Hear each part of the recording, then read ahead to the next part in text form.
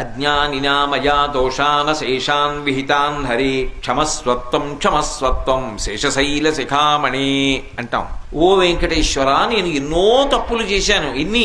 అశేషాన్, లెక్క పెట్టడానికి వీల్లేదు. క్షమస్వత్వం క్షమస్వత్వం, వాటిని క్షమించు క్షమించు అంటాం. పరమశివుడి దగ్గరికి వెడితే క్షంతవ్యోమీ పరాధ శివ శివ శంభో మహాదేవ శంభో అంటాం. క్షంతవ్యోమే పరాధ, ఎన్ని అపరాధాలు చేశానో శివ క్షమించు.